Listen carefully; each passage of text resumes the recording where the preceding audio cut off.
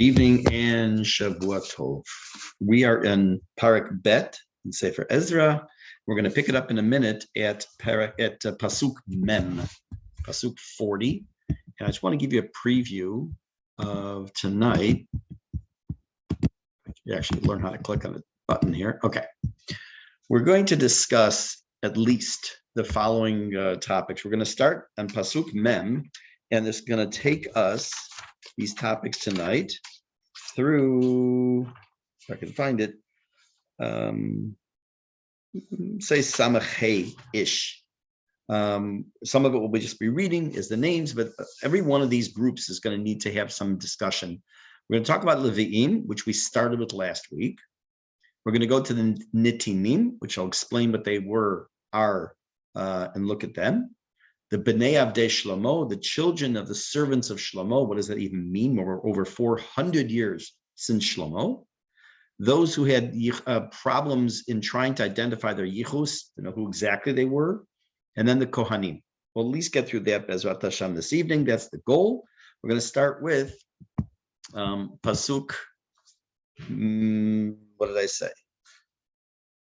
Pasuk Mem, number 40. I'm going to read 3 psukim, and then we'll look at a couple of comments. Tov, HaLevi'im. Now, in the list of people, the next grouping we said with the Levi'im, B'nai Yesh, and I know we read a couple of these psukim already.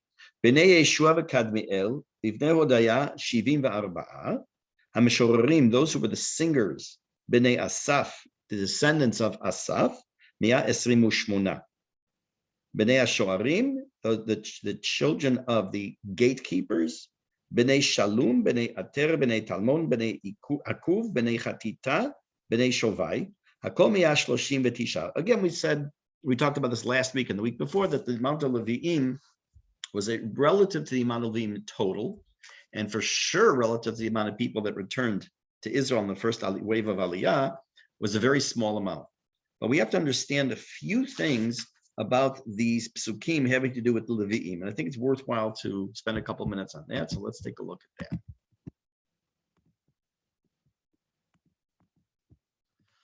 Now,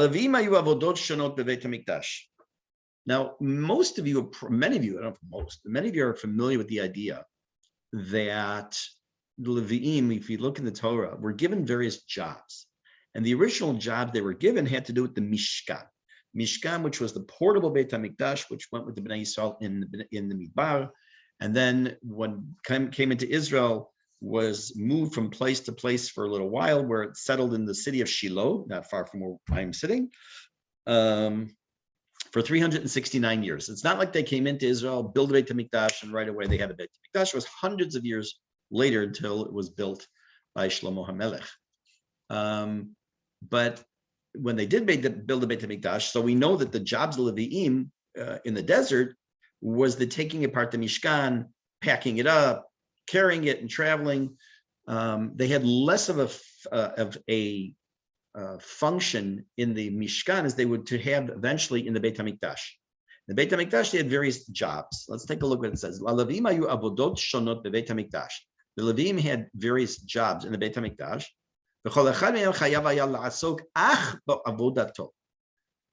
They were only allowed to do, for the most part, their job that they had. Why? Either in order they should do it to the best of perfection, or that they should have always the proper intention. I'll explain all this in a moment.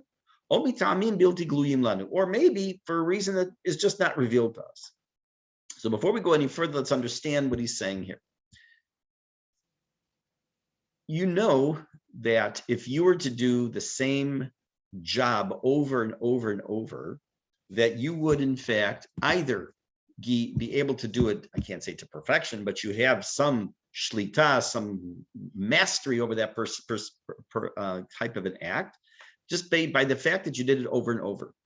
When I until about 2 years ago, maybe a little less, I was teaching bar mitzvahs from about the age of 15. So nearly 50 years of teaching bar mitzvah boys.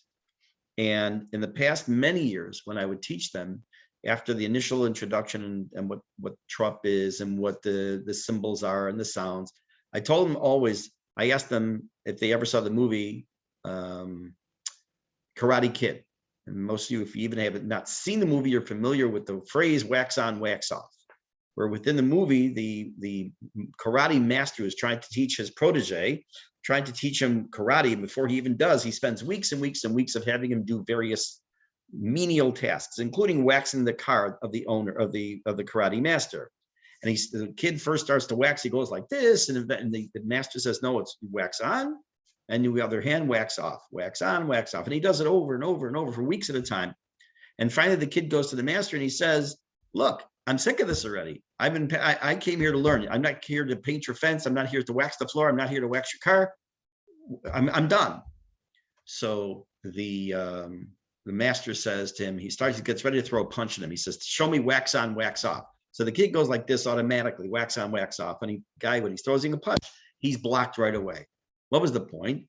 That he was getting ingrained into his brain over and over, the repetitive action, consistent and constant, that he would be able to use that in his defense of karate, or with karate.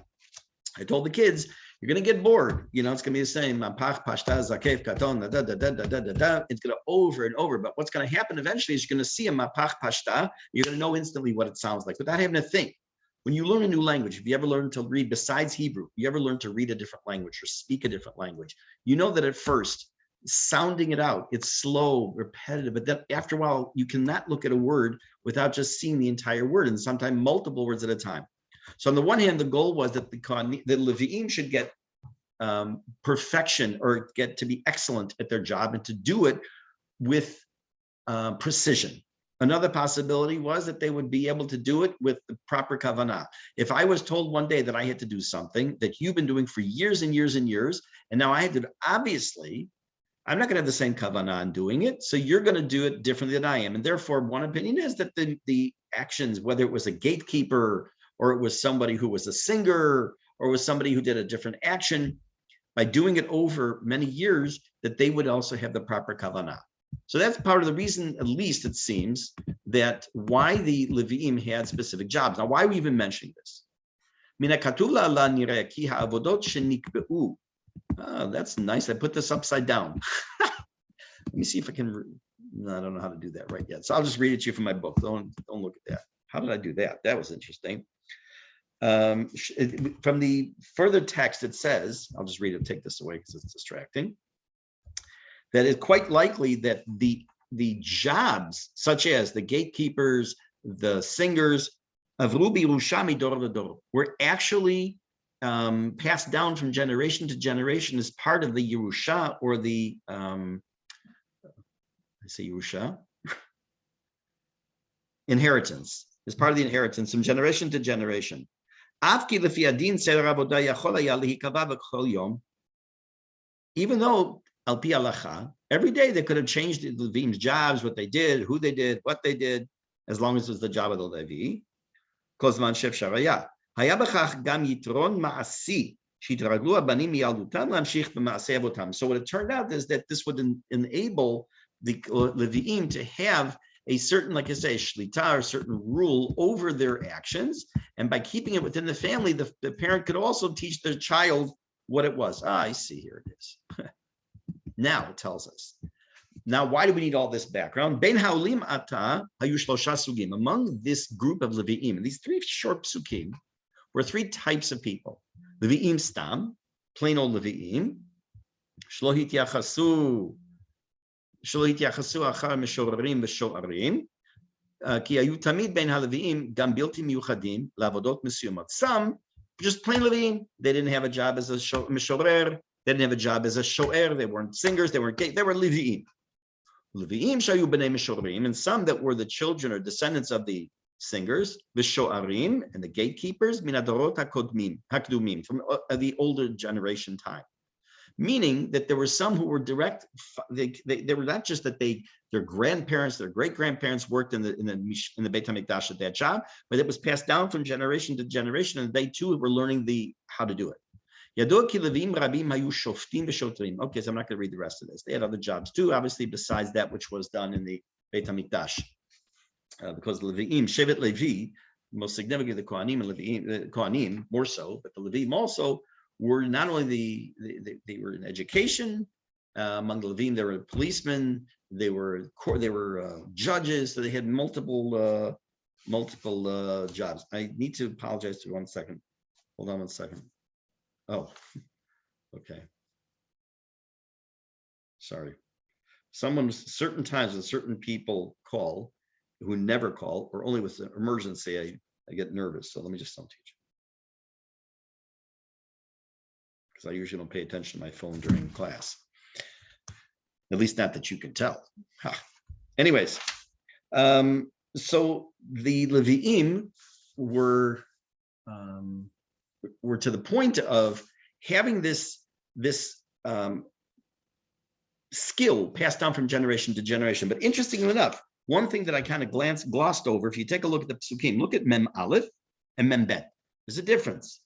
It's listing again the types of Levi'im or their jobs. Mem Aleph just says Hamishorerim, the singers. The next pasuk says B'nei Hashoarim, the descendants of, or the children of the gatekeepers. Why the difference? Because it says that we have here that not only in Mem Bet were there children of those who had come before, who were the gatekeepers, but actually some of these singers who sang in the Beit HaMikdash, well, obviously were now quite elderly, I would assume, or they were very young at the time, but they're pretty old now, were actually ones among those returning, not just their children. That's the first group. The second group are in Mem Gimel are the Netinim. The Netinim have an interesting history. Some of you, I'm sure, are aware of this. There was a group of people from Givon.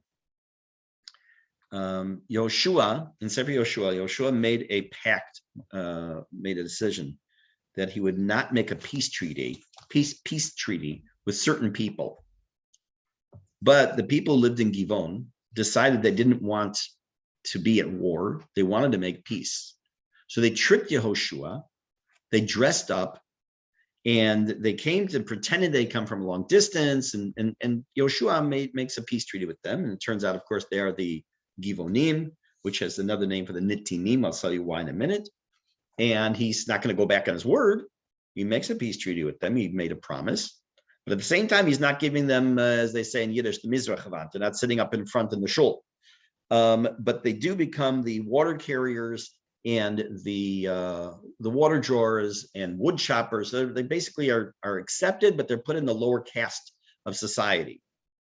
Question is, again, we're talking now hundreds of years later. What is Netinim doing hanging around?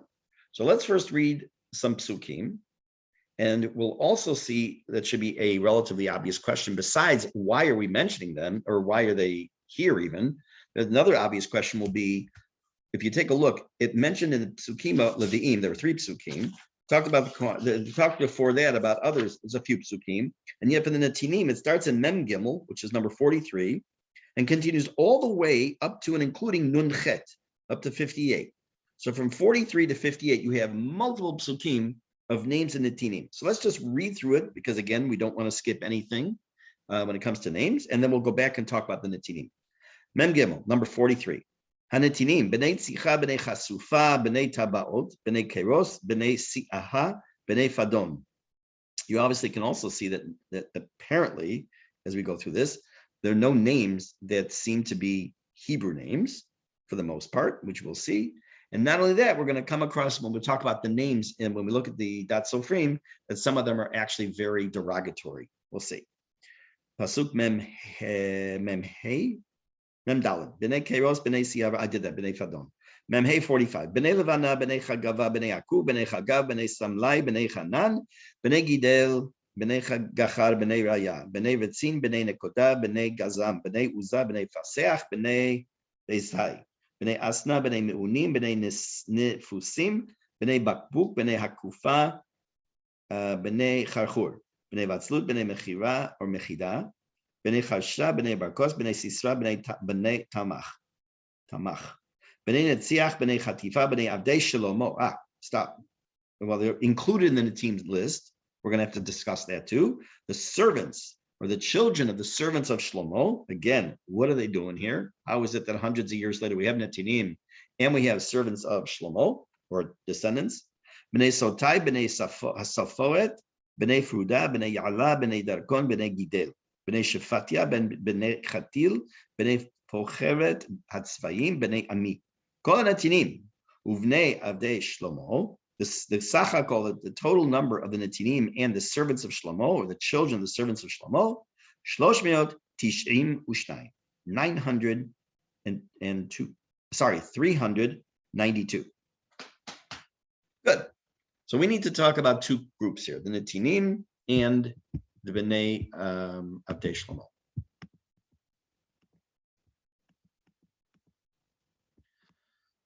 Shivam la'aretz shel hanetinim v'avdei Shlomo mochiach ki hayu ne'emanim l'Torah v'Yisrael. So the first question you have to ask yourself is, it's literally, like I said, it's been hundreds of years since the Netinim and since the Avdei Shlomo. So what are they doing here? So first of all, we have to understand, without any other background, that these individuals were in fact let's just say they were guided by Torah and the Bnei Yisrael. They weren't Jewish, but they were in fact keeping at least Sheva Mitzvot Bnei Noach, and they were entrusted to Torah and to Bnei Yisrael. Ki im lo, because if not, why would we need to bring problems with us to Israel when in fact we have, we would have a number of problems our own. We don't have to start importing problematic people. If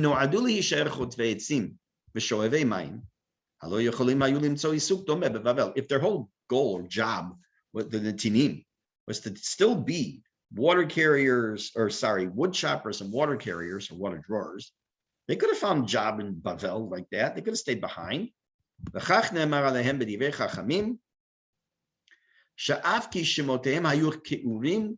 It says that even though the Chachamim tell us that even though their names are somewhat derogatory, for example, Bnei Bakbuk, Bnei Chafuka, Hayu Ma'asehem Na'im, but nevertheless their actions were righteous, were good. This is actually brought in Bereshit Rabbah.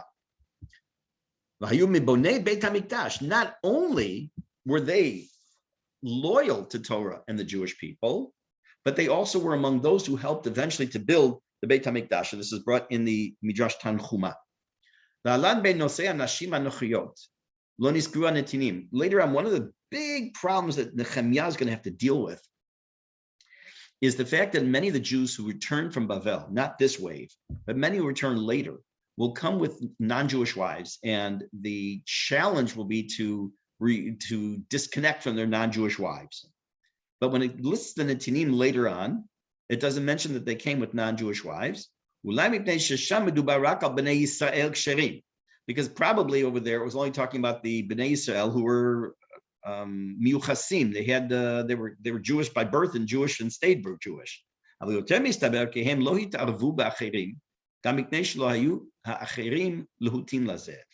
didn't mix possibly the Netinim because it probably meant that even the Jews didn't want themselves to be intermarried into them. What exactly happened with the Netim eventually is unknown. As a matter of fact, there's a Gemara that says, I have it here, Gemara in Kiddushin Samachtet, it's not on your screen, says, the Dara Achrina, the other generation, Lo Yadai. We don't know what happened to them. So they don't fall off the face of the earth, but we have there's no record of what happened with the Netinim.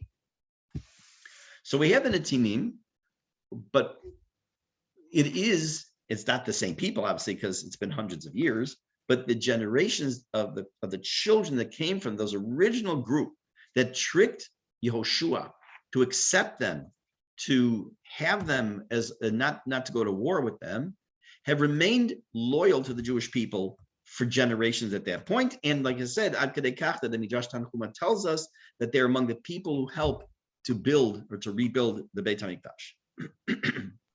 Excuse me, how do they compare to the Erev Rav, which we read this week, right, that they come out with Am Yisrael? I mean, I'm just out of perspective here. Right, they're very different ballgame. The Erev Rav do nothing but cause us problems, and the Netinim did not.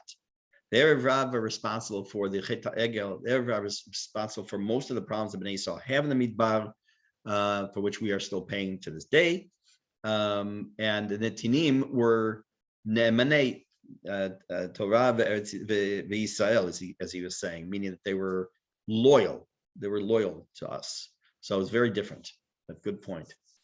Wouldn't one of the reasons why they're not mentioned as those who married the foreign women, Nochriot, was because they themselves basically were Nochrim. So they were right. So that's why one of the things he was saying is that it's possible they don't mention it because only they're mentioning the Kasher Jews who were married to Nochriot, and there was a problem with that, as opposed to just saying, "You're right, very good." That's correct. And also, they didn't marry Jewish women either, which was also it was also a good thing. Correct. That was a good thing. Right. That's like Lahavdil. It's not even Lahavdil. In the Nuremberg laws, when one of the laws was that Jews were not allowed to marry, or Germans were not allowed to marry Jews, non-Jewish women could marry German men, Jewish men. That was a good thing. I mean, it was horrible. Everything else was horrible, but at least that was one good thing that prevented some of the intermarriage that was already not like it is There's today. already an awful lot of intermarriage by the time that but happened. not like it is today. Not like it is today. Right. Now, in Pasuk Nun Chet, we mentioned B'nai Avdei Shlomo, the children of the servants of Shlomo. Mimei Shlomo ad sha'azo avru ke-450 shana. From the time of Shlomo until this time that we're talking about now, approximately 450 years has already passed. Safek im yesh dugma shel ne'emanut kazo ben hanikraim b'shem avadim. He says it's doubtful. It's hard to. It's kind of hard to believe that there's any other example of servants that remained trustworthy and part of the fold, so to speak, for such a long period of time. It's likely that they weren't actually servants. Even more so when they were in Bavel.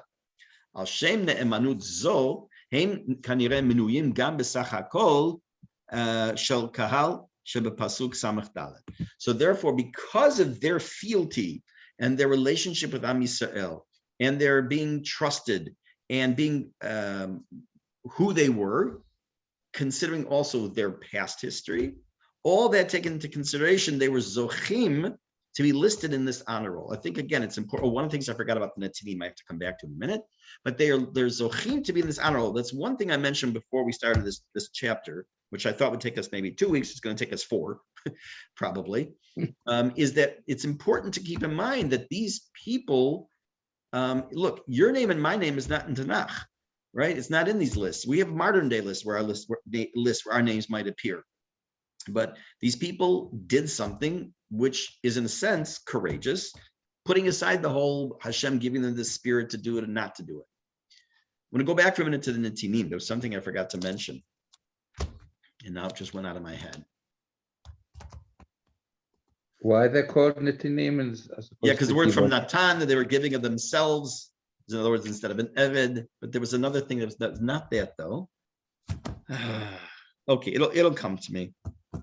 Oh, it's heavy. You ever had one of those moments? Yeah, so I'm having it, and it's taped live. This is great. This is really great. Just for future generations, if you're watching this, I'm fine. Thank you very much. You got to have a little humor, I guess. Let me just take a look at my notes to see if I remember what the point was. Couldn't probably. Hold on. I did write it down. See? Okay. I mentioned that if you look at the list, that many psukim with these names, I mean, it could have very easily said Hanetinim with a couple names, and then the other guys are the Netinim. Why give so many family names? Because it was also to protect future generations. You're from the Bakbuk family. You're from the Paseach family.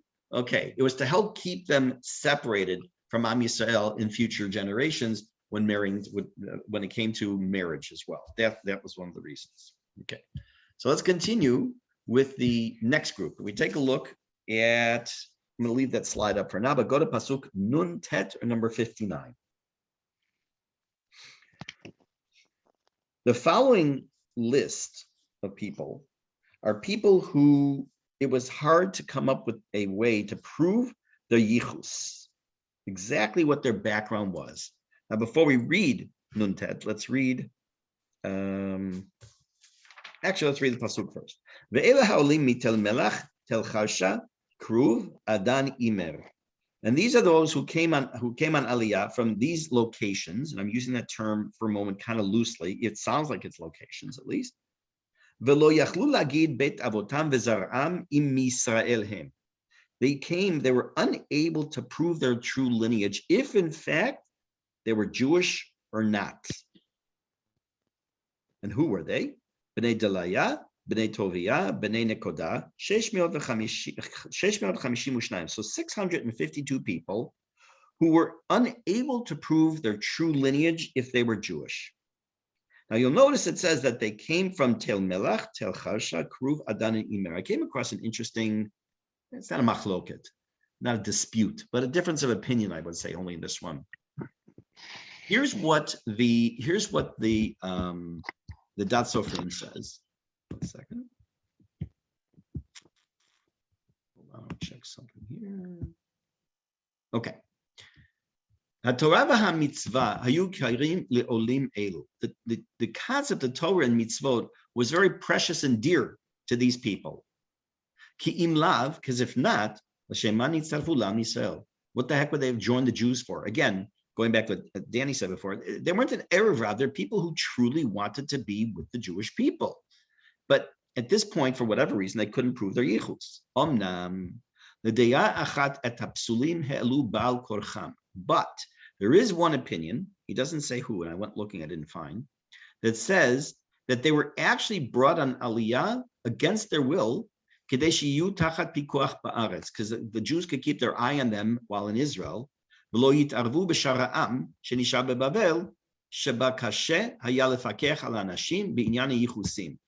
Since they had already had problems with their yichus, it's based on a Gemara in Yevamot.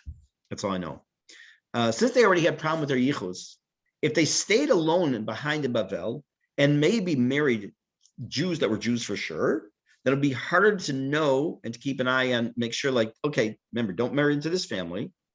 And according to the Gemara in Yevamot, they were brought against their will to Israel in order to keep an eye on. They were good people, they were fine people, they helped build the Beit HaMikdash and everything else. But at the same time, they were not wanting to be left behind, according to this one opinion, to protect, in order to protect those who were staying behind. Aval, gam l'dea zo bevadai iskimu anashim lechach, ki kashe laniach shaya l'rashei Yisrael hakoach hamalchuti lotzi anashim min haaretz shelo beheskematam. Meaning that yes, according to Gemara, that some of them were maybe taken against their will, but they still had to at some point really agree, because it's hard to believe or to imagine that the Jews had the power to force these people to leave the land, because they're not in charge. It's Koresh is the king. Koresh is in charge, and his people are in charge, not the Jews. So it's hard to believe that they would actually have such power. Now, where did they come from? So they gave a list of cities. However,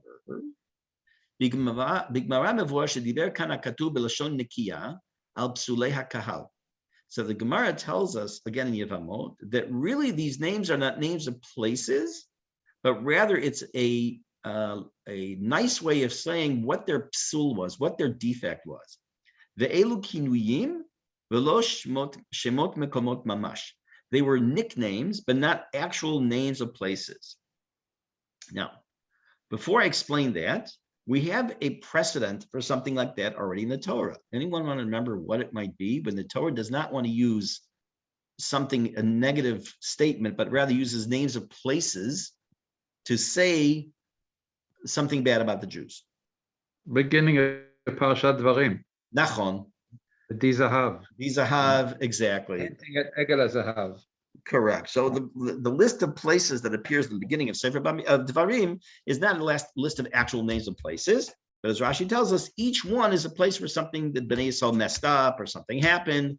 And instead of talking about their genut clearly and the negative very clearly, instead it uses an indirect hint. So too, according to the Gemara, that this may be what was going on here.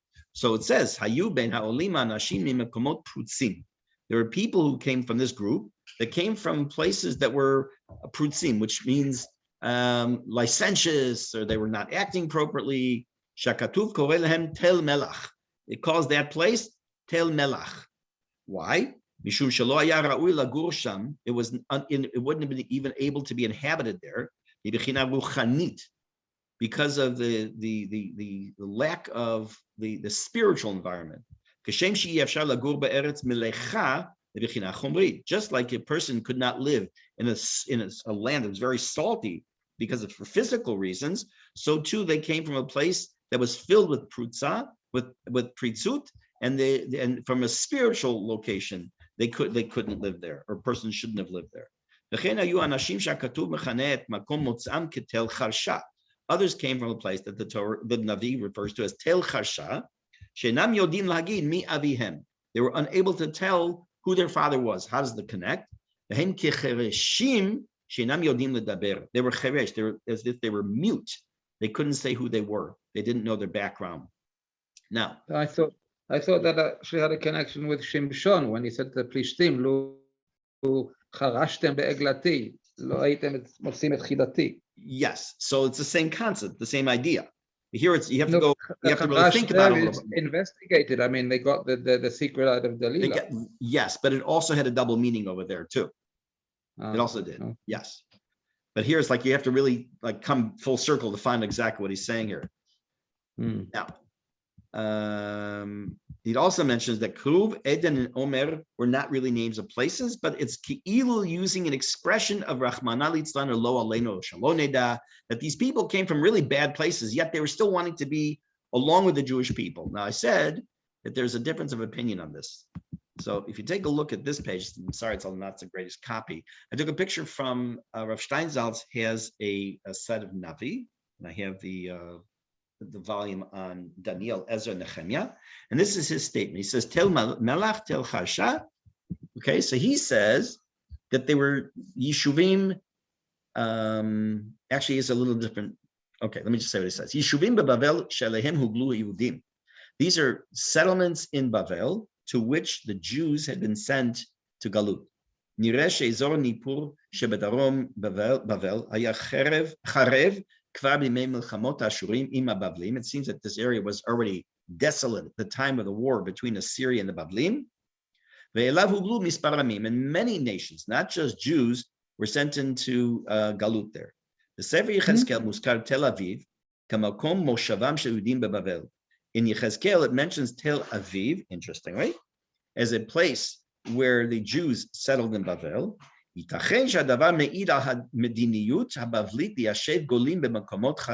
shows possibly the ability of the Babylonian government to settle other exiles in lands and areas within their kingdom that were laid waste. Now, I said that not everyone agrees that they're names of places. So the whole point is that Steinsaltz just says they're just names of places, and that's where they were in Bavel, and that's where some Jews were.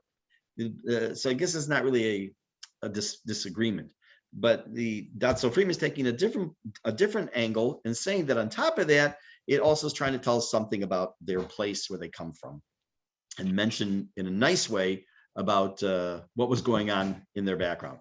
Okay, let's take a look at the next couple of psukim. Kohanim. Starting at Pasuk Samach Aleph. Umibnei Kohanim, Bnei Chavaya, Bnei Hakotz, Bnei Barzilai, Asher lakach mibnot Barzilai, Hagiladi Isha, Vayikare al Shemam. So I'm not going to get into that pasuk now. We may do that next time because I want to go through a couple more psukim just to get a picture of what's going on here. Ele bikshu ktavam hamityachasim velo nimtzau, vayogoalu min hakehuna. Among these people were these families who were unable to prove their yichus. They were Jewish. They couldn't prove that they were Kohanim. And therefore, because of that, Vayoma hatirshata lahem. The Tirshata said to them, most people say that was Nehemiah, who was known as Tirshata, which was a title, an honorific title. Asher lo yochlu mikodesh hakodashim. That they would be unable to eat from the Kodesh Kodashim, meaning korbanot, Adamod Kohen Leurim Uletumim, until such time that there would be a Kohen Hagadol who would be able to investigate with Hashem whether or not their yichus was that they were truly Kohanim. Okay. It's interesting, and I would mention an interesting little factoid. about yichus of kohanim, or yichus in general. We know that there are people who, if they can prove their yichus, we assume that a person says they're Kohen, they're a Kohen. We assume that. A person says he's a Levi, he's a Levi.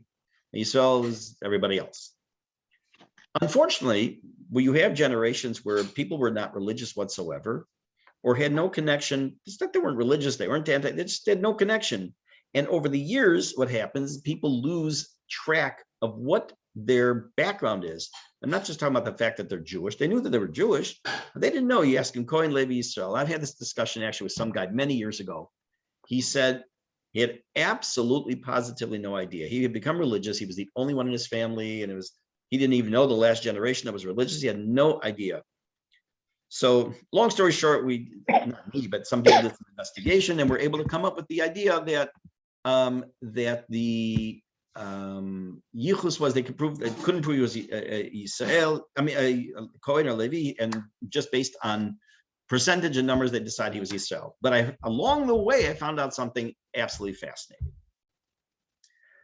So I come from Chicago, and when I was in Chicago, the posek, the Av Beit Din of the Chicago Rabbinical Council, and also the RCA, the Rabbinical Council of America, the Beit Din, was Rabbi Gedalia Dov Schwartz Zatzal, who was a tremendous gadol. The Torah taught me a ton, taught me a lot of what it means to be a Rav, taught me a lot about Psak. I don't want to go on and on about him, but truly. And along this journey of discussing about this particular individual, I learned a fascinating fact. He said that if a person, we're talking now only in the United States, if a person in the United States is a Kohen, and he's really only able to prove his yichus of kahuna back to the early 1900s, you can question it. It doesn't mean anyone who can't go further is for sure not a Kohen, but it already can become into question. Why?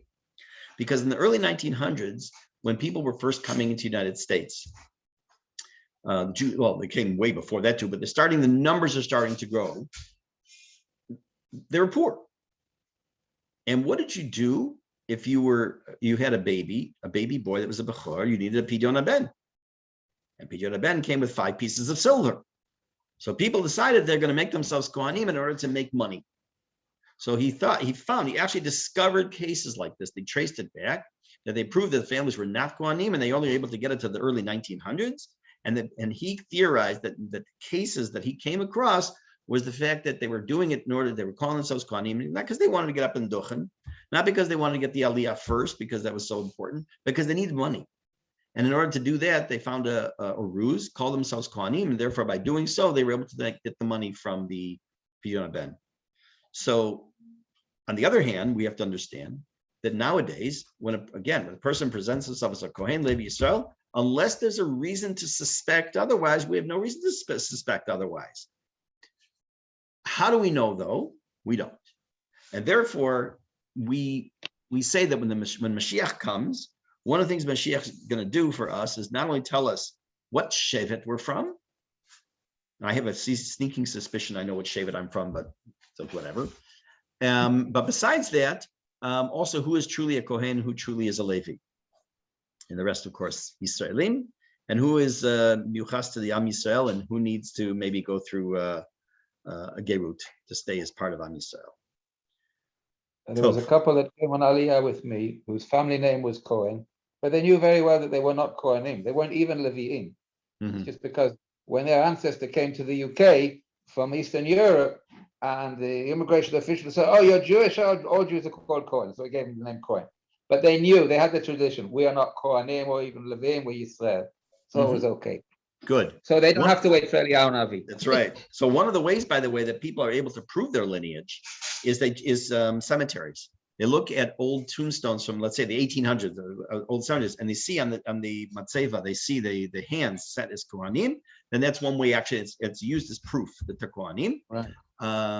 Actually, I know somebody, I'll not mention name because some of you might know the individual, who is not a Kohen, who goes by the name Katz, but spells it Kuf Tzadi because it's a shortened form of Ketzanel Bogen. He says he's not a Kohen. He wants to make sure it's not spelled Kaf Tzadi, which is Kohen Tzedek. That's the name Katz comes from. And for those who, like myself, and living the time in the United States when the Iranians were first coming in the late 70s to the United States.